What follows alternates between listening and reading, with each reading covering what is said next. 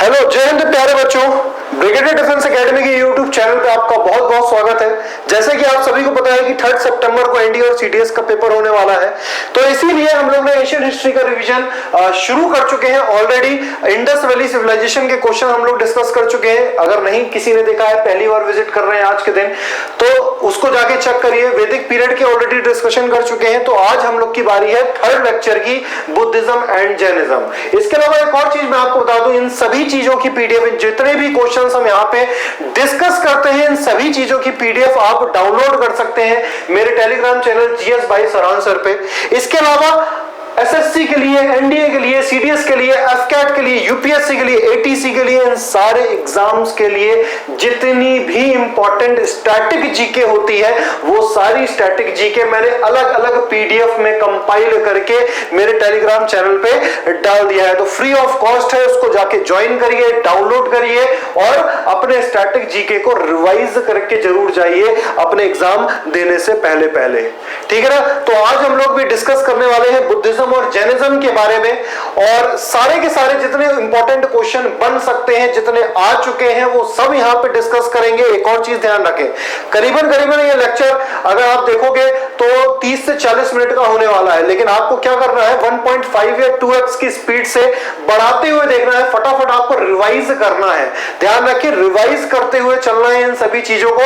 और 1.5x की speed से देखोगे तो करीबन आप 20 से 30 मिनट के बीचों बीच आप ये लेक्चर को निपटा सकते हो। ठीक है ना। तो इतना टाइम इन्वेस्ट करो अपने नॉलेज को बूस्ट अप करने के लिए, रिवीजन करने के लिए, और ना इसके अलावा आप खुद से भी प्रैक्टिस करो। ये ब्लैंक पीडीएफ जो भी होगी, इसमें क्वेश्चंस मार्क नहीं होंगे, वो पीडीएफ आप डाउनलोड करो टेलीग्राम चैनल से और खुद से भी कोशिश करो कि हमें क्या सीख पाए, क्या रिवाइज कर पाए। ठीक है ना। तो बिना कोई टाइम वेस्ट किए हम लोग शुरू करते हैं आज का लेक्चर।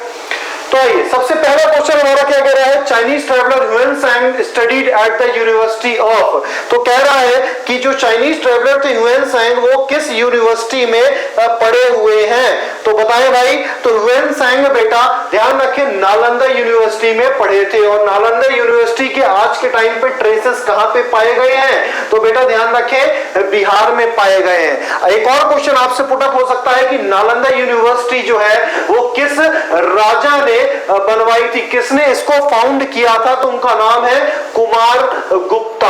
और कुमार गुप्ता जो है बेटा वो किस डायनेस्टी से बिलोंग करते हैं, तो कुमार गुप्ता वन जो है बेटा गुप्ता डायनेस्टी से बिलोंग करते थे।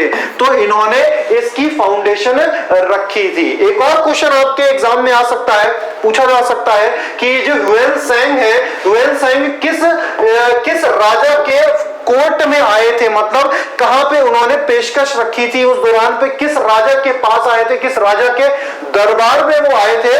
तो ह्यूएन बेटा आए थे बेटा हर्षवर्धना के दौरान पे, हर्षवर्धना के दौरान पे विजिट किए थे। और हर्षवर्धना बेटा किस डायनेस्टी से बिलोंग करते हैं, वर्धमान डायनेस्टी से, वर्धना डायनेस्टी से बिलोंग करते हैं। इसके अलावा इसी वर्धना डायनेस्टी को पुष्यभूति डायनेस्टी भी कहा जाता है। तो वो कह सकते हो कि हर्षवर्धना के दौरान पे, जो कि पुष्यभूति या वर्धना डायनेस्टी से बिलोंग करते हैं, उनके दौरान पे ह्यूएन विजिट किए थे नालंदा यूनिवर्सिटी में, उन्होंने वहां पे पढ़ाई करी थी।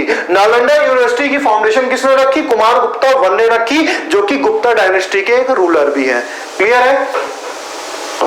नेक्स्ट क्वेश्चन हमारा क्या कह रहा है, नेक्स्ट क्वेश्चन क्या है, where did lord Buddha breathe his last. मतलब अपनी आखिरी सांसें लॉर्ड बुद्धा ने कहां पे ली, तो यही पूछा है। और आगे एक वर्ड आप देख रहे होगे, महापरिनिर्वाणा। तो बुद्धा में जो गौतम बुद्ध थे, सिद्धार्थ गौतम थे, उन्होंने जब अपनी लास्ट सांसें ली, उनकी जब मृत्यु हुई, उनका जब निधन हुआ, तो उस प्रोसेस को कहा जाता है महापरिनिर्वाणा। और महापरिनिर्वाण उन्होंने कहां पे हासिल किया बेटा, महापरिनिर्वाण उन्होंने कुशीनगर में हासिल किया। इसी कुशीनगर को कुशीनारा के नाम से भी जाना जाता है। और किस स्टेट में है ये बेटा, उत्तर प्रदेश में है, यूपी में है। क्लियर है ये चीज बेटा। एक और क्वेश्चन पुट अप हो सकता है कि कुशीनारा में जब इनकी मृत्यु होती है वो कौन सा टाइम पीरियड है, कौन से साल में हुई। तो ऐसा माना गया है वैशाख पूर्णिमा के महीने में, जो कि मई के आसपास का महीना होता है। तो 483 बीसी में उनकी मृत्यु होती है, वैशाख पूर्णिमा के महीने में। क्लियर है। नेक्स्ट क्वेश्चन पे आए, थर्ड क्वेश्चन हमारा कह रहा है consider the following statement, Jainism in ancient India contempt the varna system. पहला स्टेटमेंट कह रहा है कि जैनिज्म वर्ण सिस्टम को स्ट्रांगली अपोज करते थे, उसका विरोध करते थे, तो ऐसा बिल्कुल भी नहीं है। जैनिज्म बल्कि वर्ण सिस्टम को मानते थे। इनका कहना था कि जिस व्यक्ति ने अपने पिछले जन्म में जो भी पाप या पुण्य किए होंगे उस पर डिपेंड करता है कि आज के टाइम पे उसका किस वर्ण में जन्म हुआ होगा या किस वर्ण में जन्म होगा, या अभी इस जन्म में आप क्या पुण्य और क्या पाप करेंगे तो वो डिसाइड करेगा कि अगले जन्म में आपका कौन सा वर्ण होगा, किस वर्ण में आपका जन्म होगा। तो ये ध्यान रखें। तो इस बात से हमें पता लग रहा है कि जैनिज्म वर्ण सिस्टम को स्ट्रांगली अपोज नहीं करते थे, तो ये स्टेटमेंट हमारा गलत है। अगला आ जाओ, Jain religious literature were written in Ardha Magadhi language. Jainism के जो लिटरेचर थे वो अर्ध मगधी लैंग्वेज में लिखे गए हैं, जो कि ये अर्ध मगधी लैंग्वेज प्राकृत लैंग्वेज का ही पार्ट है। तो ये प्राकृत लैंग्वेज के टेक्स्ट में लिखे गए हैं जैनिज्म के सारे लिटरेचर। तो ये चीज ध्यान रखें, शुरुआती जो लिटरेचर थे वो किसमें लिखे गए, प्राकृत लैंग्वेज की एक फॉर्म है अर्ध मगधी, उसमें लिखे गए हैं। तो ये हमारा स्टेटमेंट बिल्कुल सही है। Mahavir admitted women into the order of his follower. तो ध्यान रखें, बुद्धिज्म और जैनिज्म का स्प्रेड होने का कारण ही यही था कि उन्होंने शूद्राज और उन्होंने वुमेन का पार्टिसिपेशन बड़े लेवल पे रखा अपने रिलीजन में। ठीक है ना, तो हमारा ये स्टेटमेंट भी बिल्कुल सही है। 2 और 3 यहां पे हमारे सही होंगे, तो ऑप्शन डी इज करेक्ट। अगला आ जाओ, अगला क्वेश्चन हमारा कह रहा है The Lumri was the birthplace of Buddha is attested by an inscription of, कि अगर आप लोग सभी को पता होगा कि गौतम बुद्ध का जो जन्म हुआ था 563 BC में लुम्बनी, जो कि एग्जिस्ट करता है आज के टाइम पे नेपाल में कपिलवस्तु के पास, तो इसका जो वर्णन है, इसकी डिटेल्स हमें कहां देखने को मिली, किसके इंस्क्रिप्शन से देखने को मिली, तो वो हमें अशोका के इंस्क्रिप्शन से देखने को मिलती है। ठीक है ना, अगला आ जाओ, नेक्स्ट है हमारा question, fifth question, consider the following, Pitakas, Angas और जतका। ये 3 लिटरेचर है, 3 लिटरेचर्स है, आपको बताना है इनमें से वो कौन सा लिटरेचर है जो बुद्धिस्ट लिटरेचर का पार्ट माना जाता है। तो आप सभी को पता होगा त्रिपिटका एक सेक्रेड किताब मानी जाती है, जिसको इंग्लिश में कहते हैं त्रिपिटका को three fold basket of Buddhism. और त्रिपिटका में 3 किताबें आती हैं, एक तो है बेटा सुत्त पिटिका, एक है बेटा सुत्त पिटिका, एक है विनय पिटिका और एक है बेटा हमारी अभिधम्म पिटिका। तो इन तीनों किताबों को मिलाकर हम क्या कहते हैं, त्रिपिटका कहते हैं, जिसको इंग्लिश में three fold basket of Buddhism कहा जाता है। तो ये तो हमारा बुद्धिस्ट लिटरेचर से रिलेटेड है। अगला आ जाओ अंगाज। अंगाज जो लिखा हुआ है बेटा, अंगाज पार्ट है जैन लिटरेचर का, और जैन लिटरेचर में भी 2 है। देखो जैन 2 पार्ट में डिवाइड थे, एक तो दिगंबराज और दूसरे है श्वेतंबराज। तो अंगाज जो लिटरेचर है वो बेटा स्पेशली श्वेतंबरा का लिटरेचर है। ठीक है ना, तो यहाँ पे स्पेलिंग थोड़ी सी गलत है तो उसको नोट कर लेंगे। तो जैन लिटरेचर जो है अंगाज वो श्वेतंबरा का ही पार्ट है, तो ये बुद्धिस्ट लिटरेचर का पार्ट नहीं है। थर्ड लिखा हुआ है जतका। जतका क्या है, Jataka are the pre birth stories of the Buddha. कई सारी ऐसी प्री बर्थ स्टोरीज है, उनको जन्म से पहले की स्टोरी है गौतम बुद्ध की, जो कि कंपाइल करी दी गई है किसमें, जतका में। तो ये भी एक बुद्धिस्ट लिटरेचर का पार्ट हुआ हमारा। तो Pitakas and Jatakas are the part of Buddhist literature. तो हमारा ऑप्शन क्या हो गया बेटा, 1 और 3 हो गया। जो अंगाज लिखा हुआ है वो किसका है, वो जैनिज्म का है, वो भी स्पेशली कौन से जैनिज्म, श्वेतंबराज का।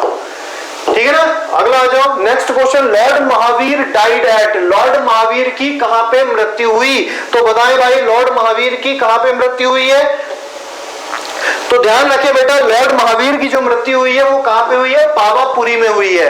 और पावापुरी ये जगह कहां पे एग्जिस्ट करती है बेटा, बिहार में एग्जिस्ट करती है। वो भी अगर हम स्पेसिफिकली अगर बात की जाए तो नालंदा डिस्ट्रिक्ट है बिहार का, उस जगह पे ये पावापुरी एग्जिस्ट करती है। तो ये चीज ध्यान रखना है। इसके अलावा कुछ और चीज मैं आपको डिटेल में बताता हूं कि लॉर्ड महावीर जो है ना, उनका जो अलग अलग नाम से पुकारा जाता था जब उन्होंने कैवल्य हासिल कर लिया था, जब उन्होंने एनलाइटमेंट हासिल कर लिया था, सेल्वेशन पा लिया था, मोक्ष पा लिया था, तो उनको महावीर के नाम से कहा जाता था। इसके अलावा उनको निग्रंथ के नाम से भी कहा जाता था। इसके अलावा उनको अरिहंत के नाम से भी बोला जाता है। इसके अलावा उनको केवलिन के नाम से भी बोला जाता है।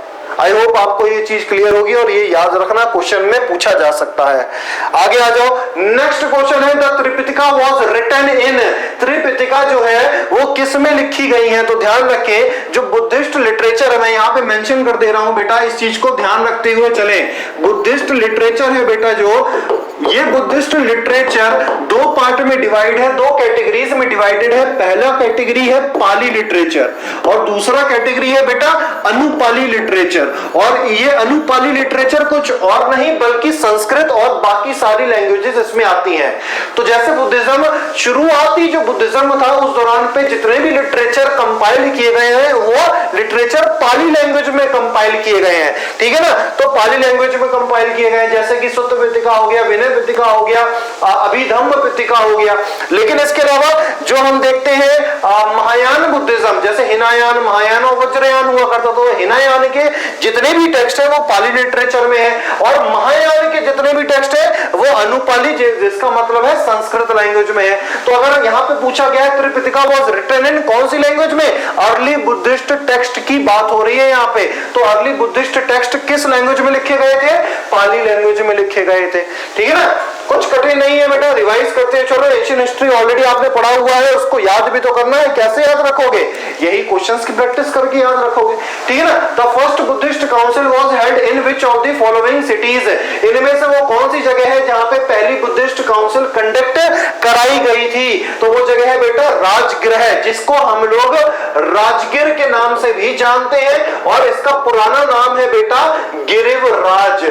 तो ये तीनों नाम आप याद रखना, तीनों नाम ऑप्शन में आ सकते हैं यहाँ पे, जहां पे फर्स्ट बुद्धिस्ट काउंसिल कंडक्ट कराई गई थी, ठीक है ना। इसके अलावा अगर मैं आपसे बात करूं ये पहली बुद्धिस्ट काउंसिल कब हुई थी, तो ये पहली बुद्धिस्ट काउंसिल ठीक 483 बीसी में हुई थी, जिस साल में ऐसा माना गया है कि 80 साल की उम्र में जब गौतम बुद्ध की मृत्यु हो गई थी 483 बीसी में, उसी के बाद ये कंडक्ट करवाई गई। अगर कोई पूछे कि ये कंडक्ट जब करवाई गई तो किस रॉयल पैट्रोनेज का सपोर्ट मिला, मतलब किस रॉयल पावर ने इसे सपोर्ट किया, इसको कंडक्ट करवाया, तो ध्यान रखें बेटा किंग अजात शत्रु ने इसे कंडक्ट करवाया था। और किंग अजात शत्रु जो है बेटा वो किस डायनेस्टी से बिलोंग करता है? तो किंग अजात शत्रु बेटा हरियंका डायनेस्टी से बिलोंग करता है। इसके अलावा क्लियर है, ये सारी चीज मेरे ख्याल से क्लियर हो गई होंगी। इसके अलावा एक क्वेश्चन और पूछ सकता है कि इस फर्स्ट बुद्धिस्ट काउंसिल के चेयरमैन कौन थे? तो उनका नाम है, उन मॉन्क का नाम है मॉन्क महाकश्यपा। महाकश्यपा, ये चीज सारी डिटेल आप याद रखें कि पहली बुद्धिस्ट काउंसिल कहां पे हुई? राजगिर में हुई, 483 बीसी में हुई। किस जगह पे हुई? राजगिर में हुई। इसके अलावा किस रॉयल पैट्रोनेज का सपोर्ट मिला? अजात शत्रु का कौन सी डायनेस्टी से बिलोंग करता था? हरियंका डायनेस्टी से बिलोंग करता था। इसके अलावा इसके चेयरमैन कौन थे? तो उनका नाम है मॉन्क महाकश्यपा। क्लियर है ये सारी चीज? आई होप आपको ये चीज क्लियर हो गई होगी। आ जाओ नेक्स्ट क्वेश्चन हमारा क्या कह रहा है, 9th क्वेश्चन पे आए। During whose reign did the Gandhara school of art blossom? किस राजा के दौरान, किस राजा के टेन्योर के दौरान, ड्यूरेशन के दौरान गंधार स्कूल ऑफ आर्ट जो है, गंधार स्कूल ऑफ आर्ट को ना बेटा एक नाम से और जाना जाता है ग्रीको बुद्धिस्ट आर्ट। ये चीज ध्यान रखे, क्वेश्चन में ये भी आ सकता है। इस गंधार स्कूल ऑफ आर्ट को ग्रीको बुद्धिस्ट आर्ट के नाम से भी जाना जाता है। तो ये किस राजा के दौरान पे फली इवॉल्व हुई कह सकते हो आप, है ना। ये किस राजा के दौरान पे इसका इवोल्यूशन हमें गंधार स्कूल ऑफ आर्ट का देखने को मिला? पहली बात तो ये जानो, ये जो गंधार लिखा हुआ है आज के टाइम का, ये कौन सा रीजन है गंधार वाला? तो नॉर्थ वेस्टर्न इंडिया वाला जो पोर्शन है बेटा, जो पाकिस्तान वाला पोर्शन है, सिंध प्रोविंस है, पंजाब प्रोविंस है, तो इस जगह पे गंधार महाजनपद आया करता था। और इसी गंधार महाजनपद की कैपिटल क्या हुआ करती थी? तो उस दौरान पे इसकी कैपिटल तक्षशिला हुआ करती थी। बहुत फेमस यूनिवर्सिटी भी है ये तक्षशिला यूनिवर्सिटी, है ना। तो ये पूछा गया है गंधार स्कूल ऑफ आर्ट का इवोल्यूशन किस राजा के दौरान पे हुआ? तो वो है बेटा कनिष्क। और कनिष्क राजा किस डायनेस्टी से बिलोंग करते थे? तो बेटा ये कुशन डायनेस्टी से बिलोंग करते थे। इस कनिष्क राजा ने एक बुद्धिस्ट काउंसिल भी करवाई, तो वो कौन सी थी? फोर्थ बुद्धिस्ट काउंसिल को भी कंडक्ट करवाया। कहां पे कंडक्ट करवाया? तो बेटा ये ध्यान रखना, कश्मीर में कंडक्ट करवाया। यही फोर्थ बुद्धिस्ट काउंसिल में जो कनिष्क ने कंडक्ट करवाई, तो ये इसके बुद्धिस्ट काउंसिल के चेयरमैन कौन थे? तो उनका नाम है अश्व घोष। तो ध्यान रखना, अश्व घोष उनका नाम है। तो ये सारी डिटेल बेटा याद करते हुए चलो, रिवाइज करते हुए चलो, इसके बाद इसको छूना नहीं है, इस टॉपिक को यही सारा कंप्लीट कर दो। अगला क्वेश्चन आ जाओ। Who was the last ruler of India that adopted Jainism in his last days? इनमें से वो कौन सा रूलर है जिसने अपने आखिरी दिनों में जैनिज्म को अपना लिया था? तो वो राजा का नाम है बेटा चंद्रगुप्त मौर्य। चंद्रगुप्त मौर्य मौर्य डायनेस्टी से बिलोंग करते थे और इनकी मृत्यु बेटा श्रवण बेलागोला में हुई थी। ये भी पूछा जा सकता है, श्रवण बेलागोला में हुई थी। और ये श्रवण बेलागोला किस जगह में है? तो ये बेटा कर्नाटका में है। और यही श्रवण बेलागोला अगर पूछ लिया जाए किस हिल्स का पार्ट है, कौन से पर्वत का पार्ट है, तो बेटा ये चंद्रगिरी हिल्स का पार्ट है। तो ये भी ध्यान रखें, चंद्रगिरी हिल्स का पार्ट है। और ये चंद्रगिरी हिल्स आपने ज्योग्राफी में पढ़ा भी होगा कि चंद्रगिरी हिल्स किसके पार्ट है? वेस्टर्न घाट्स के पार्ट है, ठीक है ना। तो इनका मानना था चंद्रगुप्त मौर्य का कि उनको समझ में आ गया था कि ये मेरी राजगद्दी है ना, ये मेरी पावर से मुझे मेरी शांति नहीं मिलने वाली, बल्कि अब मैं जैनिज्म अपना लेता हूं। और अपना राजपाट पूरा का पूरा छोड़ के इन्होंने जैनिज्म को अपना लिया और श्रवण बेलागोला में जाके रहने लगे। और वहां पे रहते हुए इनकी लास्ट दिनों में वहीं पे मृत्यु भी हो गई, ठीक है ना। नेक्स्ट क्वेश्चन, 11th क्वेश्चन आओ भाई। Mahavir first disciple was, Mahavir के पहले फॉलोवर कौन थे? इनमें से महावीर के पहले फॉलोवर कौन बने? तो उन्हीं के सन इन लॉ बने थे बेटा इनके पहले फॉलोवर, जिनका नाम है जामली। सन इन लॉ है तो इसका मतलब है इनकी बेटी से, महावीर की बेटी से इनकी शादी हुई है। और महावीर की वो बेटी का नाम क्या है? तो उनका नाम है बेटा अनोंजा प्रियदर्शनी। ध्यान रखें बेटा, अनोंजा प्रियदर्शनी उनका नाम है, जिनकी शादी जामली से हुई। और जामली कौन माने जाते हैं? महावीर जी के पहले फॉलोवर माने जाते हैं। क्लियर है। नेक्स्ट क्वेश्चन में आओ भाई। अगला क्वेश्चन क्या कह रहा है? असर्शन और रीजन, बहुत इंपॉर्टेंट क्वेश्चन बनते हैं बेटा इस प्रकार के, ठीक है ना। ये आपको ध्यान से करने हैं इस प्रकार के क्वेश्चन। तो आ जाओ भाई। पहला है असर्शन में लिखा हुआ है the emphasis of Jainism on non violence, जिसका मतलब है अहिंसा, prevented agriculturist from embracing Jainism. मतलब जो उनका कहना था जैनिज्म का कि हम अहिंसा को फॉलो करेंगे। पंच महावर्ताज हुआ करता था, 5 चीजें हैं इन पंच महावर्ताज में, जिसमें से एक चीज थी अहिंसा, नॉन वायलेंस, जिसकी वजह से जो किसान लोग होते थे, जो खेती करते थे, वो जैनिज्म नहीं अपना पा रहे थे। इसका अगला स्टेटमेंट क्या है, इसको पढ़ो। Cultivation involved killing of insects and paste. तो ध्यान रखिए, पहला जो असर्शन में लिखा हुआ है कि जो जैनिज्म में माना जाता था कि आपको अहिंसा को फॉलो करना है, नॉन वायलेंस को फॉलो करना है, तो ये नॉन वायलेंस की वजह से ये एग्रीकल्चरिस्ट जो लोग हैं, जो किसान लोग हैं, वो जैनिज्म नहीं अपना पा रहे थे। तो ये बिल्कुल सही स्टेटमेंट है। रीजन में लिखा हुआ है cultivation involved killing of insects and paste. पहला तो ये लाइन पढ़ो अकेले कि ये सही स्टेटमेंट है या नहीं, क्योंकि अगर कोई व्यक्ति कल्टीवेशन करता है, खेती करता है, तो कहीं ना कहीं जो खेत में कीड़े मकोड़े लग जाते हैं उनको मारने के लिए, ताकि वो फसल को नष्ट कर दे, पेस्टिसाइड्स का यूज करता है, इंसेक्टिसाइड्स का यूज करता है। तो ये चीज तो बिल्कुल सही है। और यही कारण भी है कि ये लोग इंसेक्ट को मारते थे अपनी खेती को बचाने के लिए। और जैनिज्म में कहा जाता है कि अहिंसा को फॉलो करना, आप किसी कीड़े मकोड़े को जानबूझ के भी नहीं मार सकते, है ना। तो जिसकी वजह से खेती करने वाले जो लोग थे, वो जैनिज्म नहीं अपना पाए, ठीक है ना। तो both A and R are true and R is the correct explanation of A.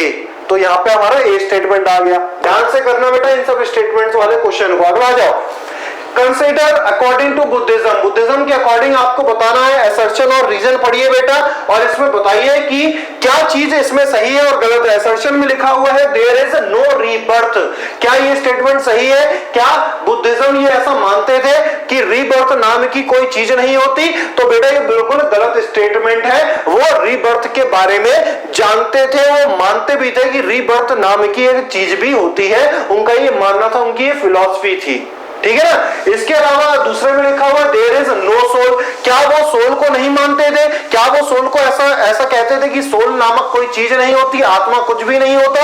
तो बिल्कुल सही है बेटा, वो सोल को नहीं मानते थे। बुद्धिज्म में कहना था, गौतम बुद्ध का कहना था कि there is no permanent soul, कोई भी परमानेंट सोल नामक कोई भी इस प्रकार की चीज नहीं होती है। तो बिल्कुल सही है, लेकिन इन दोनों में कोई इंटर रिलेशन नहीं है, पहला गलत है, दूसरा सही है, तो A is false and R is true आ जाएगा। इसके अलावा एक और चीज मैं आपको बताऊं जैनिज्म के बारे में, कि जैनिज्म का क्या मानना था? जैनिज्म मानते थे कि there is a transmigration of soul, है ना, ट्रांस माइग्रेशन ऑफ सोल को मानते थे। इसके अलावा थ्योरी ऑफ कर्मा को भी मानते थे कि पिछले जन्म में आपने क्या पाप और पुण्य किए हैं, वो डिसाइड करेगा कि आज के टाइम पे आपका कौन से वर्ण में जन्म होगा, और इस जन्म में आप क्या करोगे, क्या सिंस करोगे, तो उसके कॉन्सिक्वेंसेस से डिसाइड होगा कि अगले जन्म में आपका किस वर्ण में जन्म होगा, ठीक है ना। तो आई होप आपको ये क्लियर हो गया होगा। ये आ जाओ नेक्स्ट क्वेश्चन है in Buddhism bull is related to what incident of Buddha's life, Buddhism में बुल को किस चीज का प्रतीक माना जाता है? तो बुद्धिज्म में बुल को बेटा बर्थ का, जन्म का प्रतीक माना जाता है। इसके अलावा सिर्फ बुली को जन्म का प्रतीक नहीं माना जाता, इसके अलावा लोटस को भी माना जाता है। तो lotus and bull are considered as the symbol of birth in Buddhism. इसके अलावा महाविनिष्क्रमना मतलब है जब घर को त्याग दिया गया, रिनंसिएशन ऑफ होम, अपने स्वयं इच्छा से घर को त्याग देना, इस प्रोसेस को कहा जाता है महाविनिष्क्रमना, जिसका सिंबल क्या है बेटा?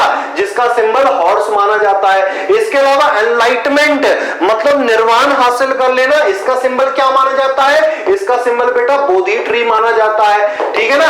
इसके अलावा अगला जो लिखा है, हमने पहला जो क्वेश्चन करा था महापरिनिर्वाण, डेथ, जिसको कहा गया डेथ, तो डेथ का सिंबल क्या माना जाता है? तो डेथ का सिंबल बेटा स्तूप माना जाता है। तो ये सारे क्वेश्चन आ सकते हैं, ध्यान रखें बेटा, ये याद कर ले। यहां पे तो मैंने एक ही चीज थी, लेकिन सारे ऑप्शंस के बारे में मैंने बता दिया है। अगला आ जाओ, नेक्स्ट क्वेश्चन है who was the author of Buddha Charita, Buddha Charita के कौन ऑथर है? किसने ये किताब लिखी है बुद्ध चरिता?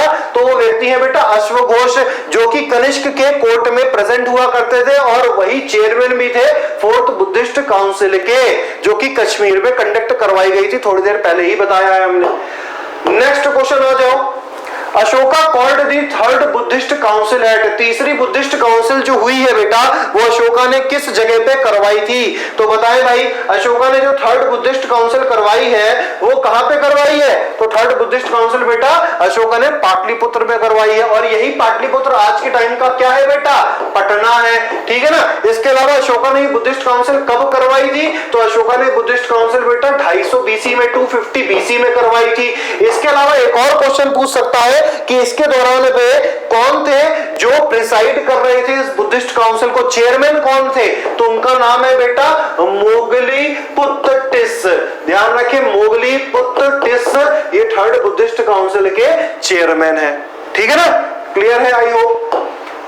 अगला जो नेक्स्ट क्वेश्चन है 17, desire is the cause of all sufferings, which religion promoted this, मतलब आपका जो डिजायर है, आपकी जो इच्छाएं हैं, वही कारण है आपके दुखों का। तो ये कौन सा रिलीजन प्रमोट करता था, कौन सा रिलीजन मानता था? तो बेटा ये बुद्धिज्म मानता था, ठीक है ना। इस तरह के क्वेश्चन बहुत इंपॉर्टेंट रहते हैं बेटा आपके एग्जाम के लिए। आ जाओ next question, consider the following places, 4 जगह दी गई हैं, आपको गौतम बुद्ध के इवेंट के हिसाब से आपको बताना है कि कौन सी जगह पहले आएगी, पहली जगह पे क्या हुआ था, उससे बाद क्या हुआ। तो सबसे सबसे पहले हम बात कर लेते हैं कौन कौन सी जगह पे क्या क्या हुआ।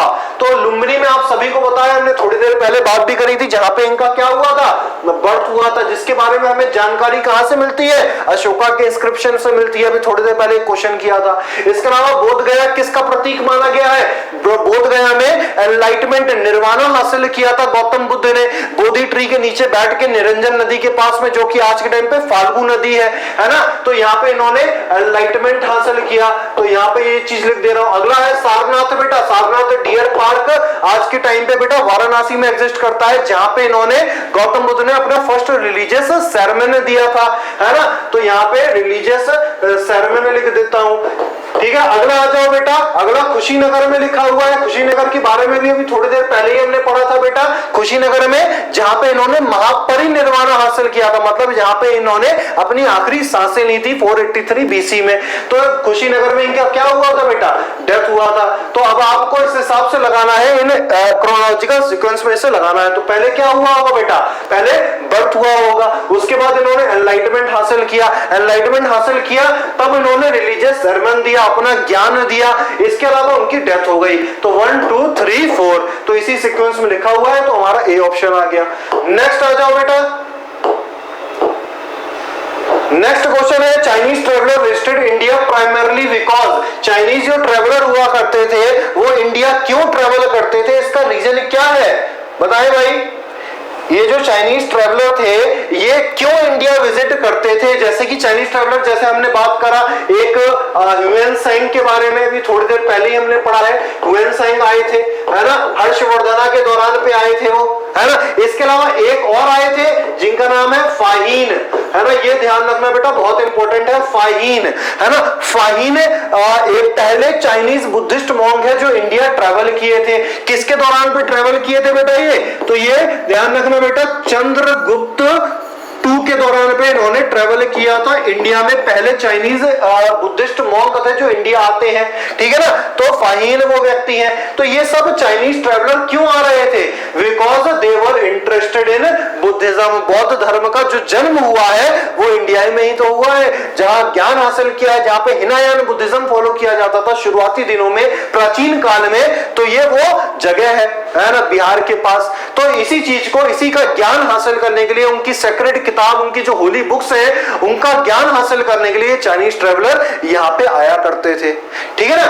आ जाओ भाई, नेक्स्ट क्वेश्चन हमारा क्या है, 20th है, Santhara is a religious ritual of which community. Santhara जो एक रिलीजियस रिचुअल है, वो एक रीति रिवाज है, एक रिवाज है, किस कम्युनिटी का रिवाज है, तो बेटा ये जैनिज्म कम्युनिटी का रिवाज है। अगर मैं आपको कहूं कि ये संथार होता क्या था, तो संथार का मतलब है कि voluntarily acquiring death by fasting. मतलब अब आपको एहसास हो चुका है कि अब आपके जाने का टाइम हो गया है, तो संथार आप फॉलो करते हैं जैनिज्म में। मतलब कि आप फास्टिंग करोगे, बिना कुछ खाए पिए आप कई दिनों तक रहोगे, जब तक आपकी मृत्यु नहीं हो जाती। मतलब अपनी इच्छा मृत्यु एक तरह से पा लेना, मतलब voluntarily acquiring death by fasting, ठीक है ना। समझ गए होगे इसका मतलब क्या है ना। इसी को इंग्लिश में सेल्फ मोर्टिफिकेशन भी कहते हैं। सेल्फ मोर्टिफिकेशन मतलब होता है वो सिचुएशन जहां पे आप परमानेंटली एब्स्टेन करते हो, मतलब परमानेंटली आप फास्टिंग करते हो और अपनी इच्छा मृत्यु प्राप्त कर लेते हो, ठीक है ना।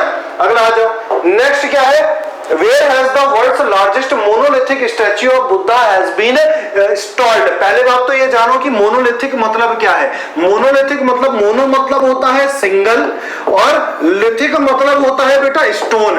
तो मतलब सिर्फ सिंगल स्टोन से बनी हुई बुद्ध की जो सबसे बड़ी स्टैच्यू बनी हुई है, वो कहां पे बनी है, तो वो बामियान में बनी है। बामियान आज के टाइम पे कहां एग्जिस्ट करता है, बामियान आज के टाइम पे अफगानिस्तान में एग्जिस्ट करता है, ठीक है ना, याद रहेगा ये चीज। अगला आ जाओ, 22nd क्वेश्चन क्या कह रहा है, which one of the following is not common in Buddhism and Jainism. इनमें से वो कौन सी चीज है जो बुद्धिज्म और जैनिज्म में कॉमन नहीं है, तो वो है बेटा सेल्फ मोर्टिफिकेशन। थोड़ी देर पहले ही मतलब बताया था, 2 क्वेश्चन पहले। सेल्फ मोर्टिफिकेशन मतलब होता है परमानेंटली एब्स्टेनिंग, परमानेंटली फास्टिंग। किस चीज के लिए फास्टिंग, ताकि आप संथार जो एक रिवाज होता है जैनिज्म में, उसको एक्वायर कर पाओ, जिसका मतलब है अपनी खुद से इच्छा मृत्यु प्राप्त कर पाओ। इसका मतलब है क्या? सेल्फ मोर्टिफिकेशन। ठीक है ना? ये चीज बुद्धिज्म में नहीं है बल्कि जैनिज्म में पाई जाती है। तो यही एक चीज है जिसमें जो चीज कॉमन नहीं है बुद्धिज्म और जैनिज्म में। ठीक, कई बार आ चुका है, ध्यान रखें बेटा। नेक्स्ट क्वेश्चन हमारा क्या है? In which of the following mudra did Gautam Buddha delivered his first sermon at Sarnath? इनमें से वो कौन सी मुद्रा है, कौन सी वो पोजीशन है जिस पोजीशन में उन्होंने अपना पहला सरमन दिया था सारनाथ डियर पार्क वाराणसी में गौतम बुद्ध ने? तो वो बेटा धर्म चक्र मुद्रा है। धर्म चक्र मुद्रा को ही turning the wheel of law कहते हैं, है ना, जिसको हिंदी में धर्म चक्र प्रवर्तन कहा जाता है। तो ये ही धर्म चक्र मुद्रा है जिस मुद्रा में उन्होंने अपने पहले रिलीजियस सरमन दिया था वाराणसी सारनाथ में। ठीक, आ जाओ भाई, अगला क्वेश्चन हमारा क्या कह रहा है? Mahabodhi temple has been built at Bodh Gaya. Mahabodhi temple बोध गया में बनाया गया है, उसका कारण क्या है? क्योंकि वहां पे क्या हुआ था, क्या स्पेशलिटी है उसकी? क्योंकि गौतम बुद्ध ने वहां पे एनलाइटमेंट, सॉरी यहाँ पे ये चीज नहीं होगी, गौतम बुद्ध ने वहां पे एनलाइटमेंट हासिल किया था, मतलब कहने का है निर्वाणा हासिल किया था। इस वजह से महाबोधि टेम्पल बनवाया गया है। कहां पे? बिहार में। ठीक, अगला क्वेश्चन आ जाओ। 25th क्वेश्चन है हमारा, the doctrine of three jewels right belief, right conduct and right knowledge is the crowning glory of. मतलब है राइट बिलीफ मतलब साम्यक श्रद्धा, है ना, राइट कंडक्ट मतलब साम्यक कर्म, और इसके अलावा राइट नॉलेज मतलब साम्यक ज्ञान। तो ये तीन चीजें जो है वो किस चीज के, किस में इंपॉर्टेंस रखती है, किस रिलीजन में इंपॉर्टेंस रखती है बेटा? तो ध्यान रखे बेटा, जैनिज्म में इंपॉर्टेंस रखती है। ठीक है ना, ये चीज ध्यान रख रही है। ये हिंदी में भी आ सकता है बेटा आपको। इसके अलावा इनका नाम मैं यहाँ पे लिख दे रहा हूं, जिसका नाम है साम्यक श्रद्धा। ठीक, इसके अलावा बेटा जो राइट कंडक्ट लिखा हुआ है वो क्या है? साम्यक कर्म है। इसके अलावा जो साम्यक जो नॉलेज, राइट नॉलेज लिखा हुआ है जिसका मतलब है साम्यक ज्ञान। ठीक, ये किसकी ग्लोरी है? ये सब किस चीज में मानी जाती है? कौन सा रिलीजन इसे फॉलो करता है? तो वो है बेटा जैनिज्म। आई होप आपको ये चीज क्लियर हो गई होगी। नेक्स्ट क्वेश्चन में आते हैं, consider the following statement, Vardhaman Mahavir mother was the daughter of Lichchhavi chief Chetaka. पहली बात तो वर्धमान महावीर जो है इनकी मदर का नाम क्या था? इनकी मदर का नाम बेटा त्रिशाला था, और त्रिशाला जो थी बेटा, Trishala was the daughter of Lichchhavi chief Chetaka. तो ये गलत है बेटा, डॉटर नहीं थी यहाँ पे, बल्कि वो क्या थी? सिस्टर थी, वो बहन थी लिच्छवी चीफ चेतका की, जो वर्धमान महावीर की मदर है। ठीक है ना, तो इस हिसाब से हमारा ये स्टेटमेंट क्या हो गया? गलत हो गया। अगला पढ़ो, Gautam Buddhas mother was a princess from Koliya dynasty, जिसको हम लोग कोलिया डायनेस्टी को कोशलान डायनेस्टी के नाम से भी जानते हैं। ये ध्यान रखें बेटा, इसी कोलिया डायनेस्टी को कोशलान डायनेस्टी भी कहा जाता है। और इसमें लिखा है गौतम बुद्ध की जो मदर थी वो प्रिंसेस थी इस डायनेस्टी की, तो बिल्कुल सही स्टेटमेंट है। इसके अलावा पार्श्वनाथ द 23rd तीर्थंकर बिलोंग टू बनारस, जो 23वें तीर्थंकर है वो बनारस से बिलोंग करते थे, जिनका नाम है पार्श्वनाथ। तो ये बिल्कुल सही स्टेटमेंट है। तो 2 और 3 हमारे यहाँ पे आंसर आ जाएगा, सी ऑप्शन। ठीक, इस तरह के क्वेश्चन बेटा ध्यान से पढ़ो, बहुत पूछे जाते हैं आपके एग्जाम में। आ जाओ, अभी थोड़ी देर पहले हमने ये क्वेश्चन किया है बेटा, मैच लिस्ट 1 एंड लिस्ट 2 को आपको मैच करना है, सिंबल्स और उनका क्या प्रतीक है। तो ध्यान रखें बेटा, सबसे पहला बोधि ट्री, जहां पे इन्होंने क्या हासिल किया था? एनलाइटमेंट हासिल किया था। तो ये गया बेटा 1 का 3। धर्म चक्र, अभी थोड़ी देर पहले बताया, धर्म चक्र मुद्रा में उन्होंने रिलीजियस सरमन दिया था। कहां पे दिया था? सारनाथ में दिया था। तो ये धर्म चक्र के बारे में ये लिखा हुआ भाई, फर्स्ट सरमन। इसके अलावा हॉर्स किसका सिंबल माना जाता है? जब उन्होंने अपने घर को त्यागा था, जिसका प्रोसेस का नाम है महाविनिष्क्रमण। तो यहाँ पे देखो रिनंसिएशन लिखा हुआ है, जब उन्होंने घर को त्यागा, त्यागना मतलब होता है रिनंसिएशन। अगला है बेटा लोटस। लोटस और बुल किसका प्रतीक माने जाते हैं बेटा? बर्थ का प्रतीक, जन्म का प्रतीक माने जाते हैं। तो ए का हमारा क्या आएगा? 3 आएगा। तो ए का 3 कहां पे है बेटा? ए ऑप्शन में। बहुत आसान क्वेश्चन था। नेक्स्ट आ जाओ भाई, 28th क्वेश्चन क्या कह रहा है? Buddha was by that time considered as one of the incarnation of Vishnu and thus become a part of Vaishnavism। कहने का मतलब है, पूछा यह है कि why Buddhism start declining in India, Bharat में बुद्धिज्म का डिक्लाइन क्यों शुरू हो गया? 3 स्टेटमेंट लिखे हैं, तीनों में से क्या कारण है उनके? तो पहला लिखा है, ऐसा माना जाने लगा कि बुद्ध जो है विष्णु जी के 9वें अवतार हैं, है ना, जिसकी वजह से बुद्धिज्म तो डिक्लाइन होने लगा, लेकिन इंडिया में क्या फेमस होने लगा, कौन सा रिलीजन, वैष्णविज्म।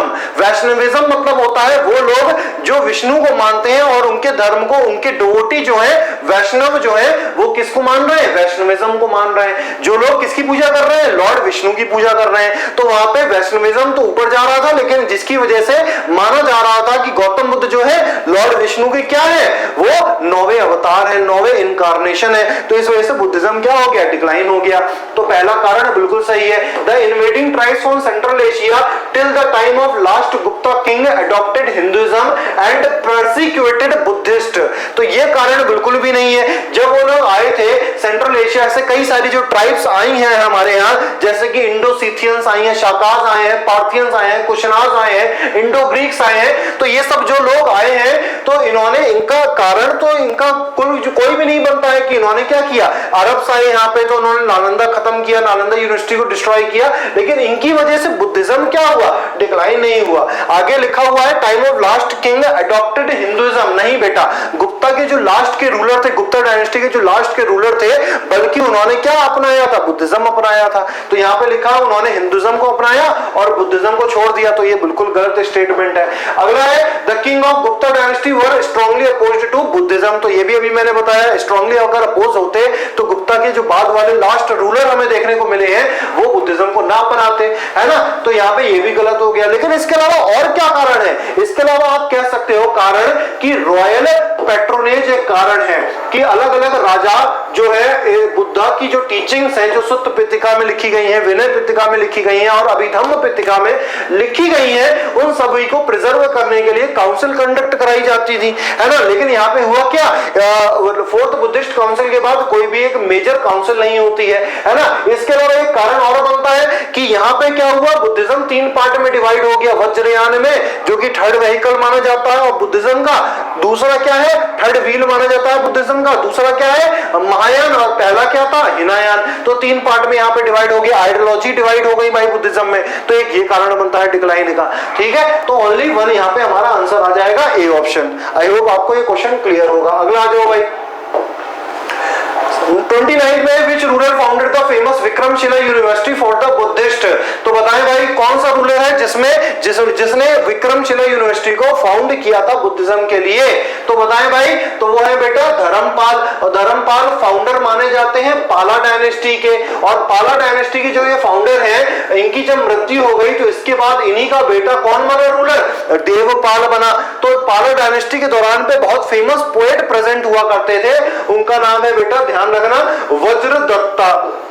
तो ये चीज ध्यान रखें बेटा, पूछा जा सकता है कि the famous poet Vajradatta belong to which dynasty, किस कोर्ट में प्रेजेंट होते थे, तो पाला डायनेस्टी के दौरान पे हुआ करते थे, ठीक है ना। अगला आ जाओ, नेक्स्ट है हमारा question, the tutor of Alexander the great was, कौन माने जाते हैं अलेक्जेंडर के शिक्षक, कौन माने जाते हैं जिसकी वजह से अलेक्जेंडर ने सारी की सारी चीजें ज्ञान प्राप्त किया। 16 साल तक की उम्र तक अलेक्जेंडर को इन्होंने पढ़ाया लिखाया, है ना, और इस काबिल बनाया। तो वो कौन है, एरिस्टोटल है उनका नाम, ठीक है ना। अगला आ जाओ, अगला है बुद्ध धम्म एंड संघ टुगेदर आर नोन एज। देखो इनका मतलब मैं बता देता हूं। बुद्ध मतलब होता है, बुद्ध मतलब एनलाइटमेंट हासिल कर लेना। जो व्यक्ति एनलाइटमेंट हासिल कर लिया उसे क्या कहा जा रहा है, बुद्ध कहा जा रहा है। इसी को हिंदी में तथागत भी कहते हैं। इसके अलावा धम्म क्या है, धम्म मतलब कि आपको क्या चीजें फॉलो करनी, आपका क्या धर्म है ना, तो वो सारी चीजें आपके बारे में पता होना चाहिए। संघ मतलब होता है कम्युनिटी, कम्यून मतलब मोनेस्टिक डिसिप्लिन, मोनेस्ट्री में रहते हुए आपको क्या डिसिप्लिन फॉलो करना है, मॉन्क के लिए क्या गाइडलाइंस हैं, उनको क्या चीजें ध्यान में रखते हुए वहां पे रहना है, क्या चीजें करनी है, तो वो संघ है उसका मतलब। तो ये 3 चीजें किस चीज से बिलोंग करती है बेटा, तो इनको कहा जाता है त्रिरत्न ऑफ बुद्धिज्म। इंग्लिश में इसी को कह सकते हो 3 ज्वेल्स ऑफ बुद्धिज्म। अगला आ जाओ हमारा 32nd क्वेश्चन क्या है, 32nd है principal that distinguished Jainism from Buddhism is the. वो कौन सा प्रिंसिपल है जिसकी वजह से जैनिज्म और बुद्धिज्म अलग अलग हमें दिखाई देते हैं। तो attribution of a soul to all beings and things. तो ये इंपॉर्टेंट क्वेश्चन मार्क कर लेना, कई बार पूछा जा चुका है कि attribution of a soul to all beings and things, जिसकी वजह से हमें पता चलता है कि बुद्धिज्म और जैनिज्म थोड़ा उनका प्रिंसिपल अलग अलग है। Which of the following king was an ardent follower of Jainism. मतलब आर्डेंट मतलब होता है पैशनेट फॉलोअर, सबसे बड़ा फॉलोअर, है ना। तो एक तरह से सबसे बड़ा डिवोटी कौन था इन चारों में से, किसका, किस रिलीजन का, जैनिज्म रिलीजन का। तो उसका नाम है बेटा खड़वेला। खड़वेला एक राजा हुआ करता था। कहां का राजा हुआ करता था, बहुत फेमस किंगडम है जिसका नाम है कलिंग, जो आज के टाइम का उड़ीसा है बेटा। कलिंग का राजा था ये खड़वेला, जिसने आंध्र डायनेस्टी के प्रिंस को हराया था, जिसने मगध डायनेस्टी के प्रिंस को हराया था।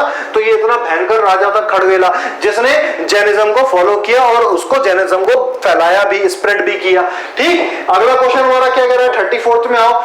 Which who of the following was a contemporary of Gautam Buddha? Gautam Buddha के कंटेम्परेरी कौन माने जाते हैं, मतलब एक ही समय पे आसपास पे कि गौतम बुद्ध भी रहे और उन्हीं के दौरान पे और कौन दूसरे व्यक्ति रहे, तो उनका नाम है बेटा वर्धमान महावीर।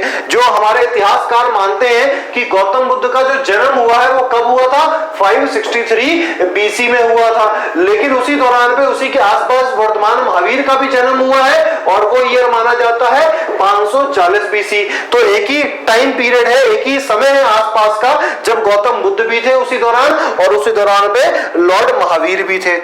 अगला जो नेक्स्ट क्वेश्चन है हमारा, कंसीडर द फॉलोइंग स्टेटमेंट, और आपको बताना है असर्शन और रीजन के क्वेश्चन। देखो इसी वजह से मैंने यहाँ पे ये बढ़िया बढ़िया क्वेश्चन डाल रखे हैं, आपका रिवीजन एक बढ़िया तरीके से हो पाए। असर्शन मतलब क्या है, असर्शन में लिखा है Kushinagar was the capital of Malla Republic.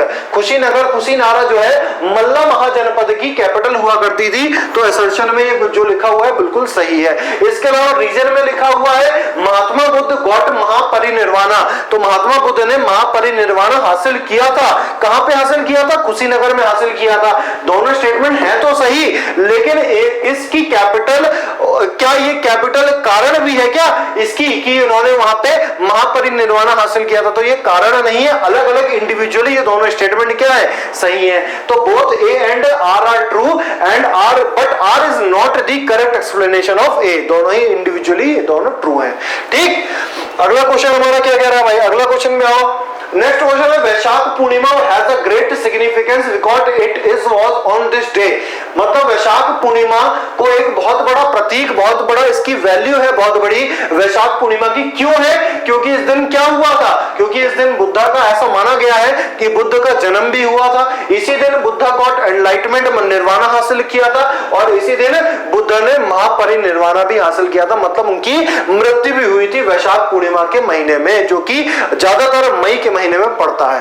ठीक है ना। आ जाओ नेक्स्ट क्वेश्चन 37वां क्वेश्चन क्या कह रहा है, which of the following is not the Triratna of Jainism. Triratna of Jainism में जो कि नहीं आता, थोड़ी देर पहले अभी हमने पढ़ा था, साम्यक श्रद्धा, साम्यक ज्ञान और साम्यक कर्म, जिसका मतलब है राइट नॉलेज होनी चाहिए, राइट फेथ होना चाहिए, श्रद्धा होनी चाहिए, और राइट कंडक्ट मतलब साम्यक कर्म होना चाहिए आपका, है ना। इसके अलावा राइट व्यू जो है वो त्रिरत्न का पार्ट नहीं है। ठीक है ना। अगला आ जाओ 38 में क्या कह रहा है, Buddhism made an important impact by allowing two sections of society into its fold they were. बुद्धिज्म ने एक बड़ा इंपैक्ट क्रिएट किया। जब बुद्धिज्म रिलीजन आया था, बौद्ध धर्म आया था, उस दौरान पे इसने बहुत बड़ा इंपैक्ट क्रिएट किया था। कैसे क्रिएट किया था, क्योंकि इसने दो सेक्शंस ऑफ सोसाइटी को अलाउ किया कि वो भी भाग ले सकते हैं इस रिलीजन में। तो वो लोग कौन है, वुमेन है, और दूसरे हैं बेटा शूद्रास, है ना, जिनको वैदिक रिलीजन में बड़ा ही एक्सप्लोइट किया जा रहा था। वुमेन का पार्टिसिपेशन नहीं था वैदिक रिलीजन में उस दौरान पे, जब लेटर वैदिक काल की बात हो रही है। तो ये वही वाला टाइम है जब बुद्धिज्म ने वुमेन और शूद्रास को अलाउ किया, और यही कारण बनता है, एक कई कारणों में से एक कारण ये भी है कि बुद्धिज्म क्या हो पाया, स्प्रेड हो पाया बड़े लेवल पे। ठीक है ना। 39 पे आओ, अगला क्वेश्चन है हमारा, which one of the following is not one of the animal carved on the Sarnath pillar. Sarnath pillar जो है उसमें इनमें से वो कौन सा जानवर है जो कि कार्व्ड नहीं है, जो कि उसमें हमें देखने को नहीं मिलता। बताइए भाई, इनमें से वो कौन सा जानवर है। तो बेटा इनमें से वो कौन सा जानवर है जो हमें कार्व्ड नहीं है उसमें, वो है बेटा डियर। लेकिन इसके अलावा हमें बुल देखने को मिलता है, एलिफेंट देखने को मिलता है, हॉर्स देखने को मिलता है, लेकिन इसके अलावा चौथा जानवर और भी है जो कि है लायन। लायन भी हमें देखने को मिलता है, लेकिन हमें डियर सारनाथ पिलर में देखने को नहीं मिलता। ठीक है ना। नेक्स्ट क्वेश्चन 40th में आओ भाई। Lord Buddha preached the following 4 noble truths. आपको बताना है कि 4 नोबल जो ट्रुथ है उनका सीक्वेंस वाइज आपको अरेंज करना है। जैसे कि क्या था कि desire is the cause of all suffering, मतलब कि आपके जिंदगी में क्या है, दुख है ना, और दुख के कारण क्या है, कॉजेज ऑफ सॉरो क्या है। तो अगला क्या आएगा पहले नंबर पे कि आपको पहचानना है कि आपके अंदर दुख है, उसके कारण क्या है, अगला स्टेप आपका ये होना चाहिए। इसके अलावा आपको ये विश्वास होना चाहिए दैट सॉरो कैन बी, आपके दुख रोके जा सकते हैं, खत्म किए जा सकते हैं, मतलब there is a cessation of suffering, that sorrow can be stopped. इसका मतलब है दुख आपके खत्म किए जा सकते हैं। तो तीसरा स्टेप ये है, तीसरा नोबल ट्रुथ ये है। चौथा क्या है, आप अगर विश्वास रखते हैं कि आपके दुख खत्म हो सकते हैं, तो हम बौद्ध धर्म जो है हम आपको रास्ता बता रहे हैं कि कैसे आपको खत्म करना है। तो वो जो रास्ता है, there is a path leading to the end of suffering. तो ये है चौथा नोबल ट्रुथ बेटा। और ये जो लिखा हुआ है ना पाथ, ये कौन सा रास्ता है बौद्ध धर्म में, इसी को कहा जाता है बेटा 8 फोल्ड पाथ। इसको इंग्लिश में बेटा क्या कहते हैं, 8 फोल्ड पाथ कहते हैं। इसी को हिंदी में अगर क्या कहा जाता है, अष्टांगिका मार्ग कहा जाता है। क्लियर है बेटा, अष्टांगिका मार्ग कहा जाता है, जिसमें 8 स्टेप्स हैं और आप अपने दुखों को खत्म कर सकते हैं अपने जीवन में से। तो आपको क्लियर हो गया होगा, पहले पे ये आएगा, फिर 4 आएगा, फिर 2 आएगा, 3 आएगा, 1 4 2 3 1 4 2 3। तो ए ऑप्शन आ गया। अगला आ जाओ 41st आ जाओ। अगला हमारा क्या है, Buddhist monk who spread Buddhism इन तिब्बत। वो कौन से व्यक्ति हैं जिनको माना जाता है कि उन्होंने तिब्बत में बुद्धिज्म को स्प्रेड किया। तो उनका नाम है बेटा पद्म संभवा। तो ये भी ध्यान रखें बेटा। अगला आ जाओ 42nd, with reference to ancient Jainism which of the following statement is correct. Ancient Jainism की अगर बात की जाए तो इनमें से वो कौन सा स्टेटमेंट है जो बिल्कुल सही है। अभी थोड़ी देर पहले ही हमने पढ़ा था कि आर्डेंट फॉलोअर ऑफ जैनिज्म कौन है, किंग खड़वेला, जो कि कहां के राजा थे, कलिंग के राजा थे। तो वहीं लिखा हुआ है Jainism enjoyed the patronage of Kalinga king Kharavela in the 1st century BC के दौरान पे। तो यही स्टेटमेंट हमारा क्या है, बिल्कुल सही है। नेक्स्ट पे आ जाओ। हमारा नेक्स्ट क्या है, in Buddhism what does Patimokkha stand for. इनमें से वो कौन सी चीज है जो पतिमोक्ष का मतलब बताती है, दर्शा रही है। तो आपको याद हो तो हमने 2 चीजें यहाँ पे पढ़ी थी, क्या क्या, एक तो विनय पिटका हमने पढ़ा था, है ना। विनय पिटका जो किताब थी बेटा, इस विनय पिटका को भी 2 पार्ट में डिवाइड किया गया है। 2 पार्ट वो कौन से हैं, एक पार्ट है बेटा सुत्त विभंगा, एक पार्ट है बेटा सुत्त विभंगा, और दूसरा पार्ट है बेटा पतिमोक्ष। तो इसका मतलब क्या है, द रूल्स ऑफ द संघ, मतलब कम्युनिटी में अगर आप रह रहे हो तो आपको कौन से रूल्स फॉलो करने हैं, वो पतिमोक्ष में लिखा हुआ है, जो कि किस चीज का पार्ट है, विनय पिटका का पार्ट है। ठीक है ना, क्लियर है। तो यही चीज यहाँ पे लिखा होगा, रूल्स ऑफ द संघ। संघ मतलब मैंने ऑलरेडी बता दिया है, कम्यून होता है, कम्युनिटी होता है, समुदाय होता है। ठीक। The third vehicle in Buddhism was known as, 3 part में बुद्धिज्म डिवाइड था, हिनायान, महायान और वज्रयान। तो तीसरा पार्ट क्या है बेटा, वज्रयान, जिसको हम लोग तांत्रिक बुद्धिज्म भी कहते हैं। इसके अलावा नेक्स्ट क्वेश्चन आ जाओ 45th, with which religion is Kaivalya associated. जैसे बौद्ध धर्म में निर्वाणा होता है, वैसे ही जैनिज्म में क्या होता है, कैवल्य होता है। तो वही चीज यहाँ पे सी ऑप्शन में लिखा हुआ है। नेक्स्ट आ जाओ बेटा 46 में, who according to the Buddhist is believed to be the next incarnation of Gautam Buddha. कि इनमें से वो कौन है जो माना जाता है कि गौतम बुद्ध के अगले अवतार होंगे। तो उनका नाम है बेटा मैत्रेय। ध्यान रखना बेटा, उनका नाम क्या है, मैत्रेय। अगला आ जाओ 47th पे, consider the following statement and select the difference between चैत्य एंड विहार। पहली बात तो ये जानो, जो चैत्य लिखा हुआ है और जो विहार लिखा हुआ है, ये किसका आर्किटेक्चर है, ये आर्किटेक्चर है बेटा बुद्धिज्म का। चैत्य मतलब होता है प्रेयर हॉल, जहां पे बौद्ध धर्म के लोग जो है पूजा पाठ करते हैं, अपनी वर्शिप करते हैं। और विहार मतलब होता है रेजिडेंस। बौद्ध धर्म में विहार को कहा जाता है उनके रहने की जगह को, रेजिडेंशियल एरिया को विहार कहा जाता है। तो इनमें से कौन सा है बेटा, चैत्य is a place of worship, whereas Vihar is a living place for Buddhist saints. Clear है ये चीज? आई होप आपको ये चीज क्लियर हो गई होगी। तो यहीं तक हमारा ये सेशन खत्म होता है। बुद्धिज्म और जैनिज्म के जितने भी इंपॉर्टेंट क्वेश्चन बन सकते थे या बन चुके हैं, हमने सारे के सारे यहाँ पे कवर कर लिए हैं और एक्स्ट्रा ही हमने कवर किया है बल्कि। तो अब आपका काम है बेटा, यहाँ पे आपने वीडियो लेक्चर पूरा खत्म कर लिया होगा। आई होप अगर आप यहाँ तक पहुंचे हो तो मेरी एक रिक्वेस्ट और मानिए कि जाइए टेलीग्राम चैनल पे जीएस बाई सरान सर पे, लिंक आपको मिल जाएगा, वहां से पीडीएफ को डाउनलोड करिए और दोबारा से खुद से सॉल्व करने की कोशिश करिए।